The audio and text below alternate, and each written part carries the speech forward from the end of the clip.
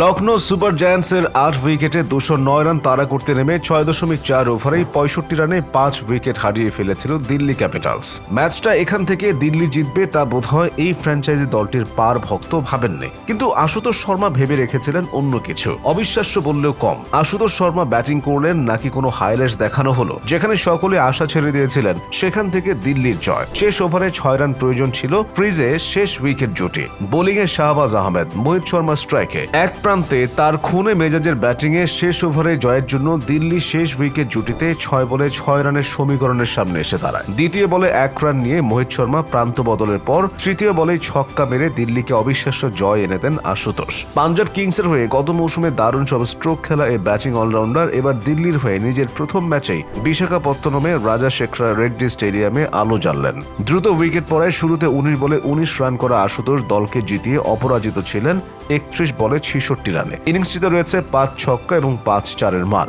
দিল্লির 1 উইকেটের এই জয়ে শুরুটা ছিল একদমই অন্যরকম। লখনৌ পেসার শার্দুল ঠাকুরের করা প্রথম ওভারেই ফেরেন ওপেনার জ্যাক ফ্রেজার, ম্যাকগার্ক এবং 3-এ নামা অভিষেক পোরেল। দ্বিতীয় ওভারে সামির রিজভি এবং তারপর ষষ্ঠ ওভারে অক্ষর প্যাটেলও ফিরে গেলে ভাবা হয়েছিল দিল্লির হার স্রেফ সময়ের ব্যাপার। 18 বলে 29 রান করা ফাফ ডু প্লেসিও বিপদ বাড়িয়ে আউট হন পরের ওভারে। আশুতোষ ঠিক এরপরই পাল্টা লড়াই শুরু করেন। ক্রিস্তান স্টাবসকে সঙ্গে নিয়ে ষষ্ঠ উইকেটে করেন 35 বলে 48 রানের জুটি। 22 বলে 34 রান করা স্টাবস আউট হওয়ার পর সপ্তম উইকেটে ভিপ্রাস নিগমকে নিয়ে গড়েন 22 বলে 55 রানের জুটি। 17তম ওভারে ভিপ্রাস আউট হওয়ার পর শুধু আশুতোষই ছিলেন দিল্লির জয়ের আসার একমাত্র ভরসা। সেখান থেকে বলতে গেলে একাই লড়েছেন এই ব্যাটিং অলরাউন্ডার। 6.4 ওভারে ইম্প্যাক্ট খেলোয়াড় হিসেবে নেমে সমীকরণ যখন 17 বলে 39 রানের, হাতে মাত্র 2 উইকেট, আশুতোষ এখান থেকে 18তম ওভারের শেষ 3 বলে 4 ছক্কায় তোলেন 16 রান।